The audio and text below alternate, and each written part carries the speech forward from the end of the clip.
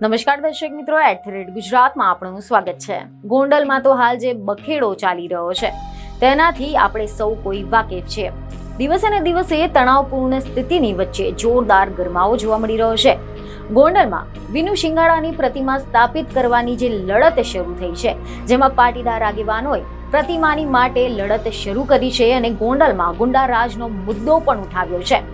તમે જણાવી દઈએ કે એક સમય સમગ્ર સૌરાષ્ટ્રમાં ચકચારી બનેલા તેમજ હાઈ પ્રોફાઇલ કેસમાં વિનુ શિંગાળા અને નિલેશ રૈયાણીના જે મર્ડર કેસ છે તે પણ સામેલ હતો, જેને લઈને અત્યારે એટલે કે 21 વર્ષે પણ ધમાલ થઈ રહી છે।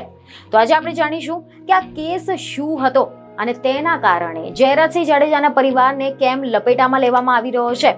તો અહેવાલ એવા મળી રહ્યા છે કે ગોંડલના રાજવી પરિવારના સભ્ય એવા ગુણાદિત્યસિંહ જાડેજાની માલિકીની એવી રાજાવાડી તરીકે જાણીતી 114 વીઘા જમીનના વેચાણની બાદથી તેની માલિકીના ઝઘડામાં વિક્રમસિંહ રાણા નામના ક્ષત્રિયનો 13 મે 2003ના રોજ જીવ લેવામાં આવ્યો હતો, જેમાં રાજકોટ જિલ્લાના તે વખતના યુવા ભાજપ મોરચાના પ્રમુખ વિનુ શિંગાળા અને તેમના માસિયાઈ ભાઈ રામજી મારકના સહિત 15 લોકોના નામ આરોપી તરીકે ઉછળ્યા હતા અને તેમની ધરપકડ પણ કરવામાં આવી હતી। અને આ કેસના બાદમાં વિનુ શિંગાળાના સમર્થક નિલેશ રૈયાણીની 8મી ફેબ્રુઆરી 2004ના રોજ ગોંડલ શહેરમાં સરા જાહેરમાં ઠાર કરી દેવામાં આવ્યા હતા। અને આ કેસના સંદર્ભમાં તે સમયના ભાજપના ધારાસભ્ય જયરાજસિંહ, વિક્રમસિંહના ભાઈ મહેન્દ્રસિંહ ઉર્ફે ભગત સહિત 16 જેટલા લોકોના નામ આરોપી તરીકે સામે આવ્યા હતા।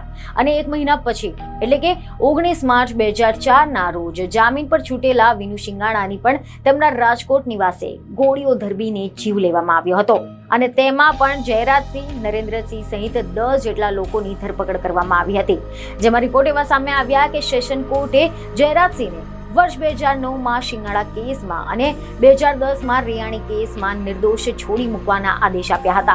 શિંગાળા કેસમાં સેશન કોર્ટના ચુકાદાને પડકારતી અપીલ કરવામાં આવી હતી અને તેનો વર્ષ 2013માં ચુકાદો આવ્યો હતો, જેમાં ગુજરાત હાઈકોર્ટે જયરાજસિંહને છોડી મૂકવાનો ચુકાદો આપ્યો હતો, પરંતુ રૈયાણી કેસમાં જે અપીલ થઈ હતી તેનો ચુકાદો આપતા હાઈકોર્ટે 11 ઓગસ્ટ 2017ના રોજ જયરાજસિંહને દોષિત ઠેરાવીને આજીવન કેદની સજા ફટકારી હતી। અને તે વખતે જયરાજસિંહ ધારાસભ્ય તરીકે ત્રીજી વાર ચૂંટાયેલા હતા। હાઈકોર્ટના ચુકાદાની સામે જયરાજસિંહ સુપ્રીમ કોર્ટમાં ગયા હતા અને કોર્ટના ચુકાદા પર સ્ટેની દાદ માંગી હતી, પરંતુ સુપ્રીમ કોર્ટ તરફથી કોઈ પણ તત્કાલ રાહત ન મળતા 28 સપ્ટેમ્બર 2017ના રોજ તેમને જેલમાં જવું પડ્યું હતું। સુપ્રીમ કોર્ટે તેમને 5 ઓક્ટોબર 2017ના રોજ જામીન આપ્યા અને તેઓ જેલની બહાર આવ્યા હતા। હવે આપણે જાણીએ કે વિનુ શિંગાળા કોણ હતા। તો અહેવાલ એવા મળી રહ્યા છે કે વર્ષ 1969માં જન્મેલા વિનુ શિંગાળા તેમના પરિવારની સાથે રાજકોટમાં રહેતા હતા। વિનુ શિંગાળા ગોંડલના દડવા ગામના વતની હતા અને વ્યવસાય સિવિલ કોન્ટ્રાક્ટર હતા। તેમણે રાજકોટ જિલ્લાના ભાજપ યુવા મોરચાના પ્રમુખ તરીકે પણ ઘણું બધું કામ કર્યું હતું। ગોંડલ સીટ પરથી વિધાનસભાની ચૂંટણી લડવાની તેમની મહત્વાકાંક્ષા હતી। તેમને વર્ષ 2002ની વિધાનસભાની ચૂંટણીમાં ગોંડલ માટે ટિકિટ પણ માંગી હતી, પરંતુ ભાજપે તેમની માંગણી ન સ્વીકારી અને જયરાજસિંહને જ બીજી વાર ઉમેદવાર બનાવ્યા હતા। બીજને ખબર સાથે ફરી મળીશું। ધન્યવાદ।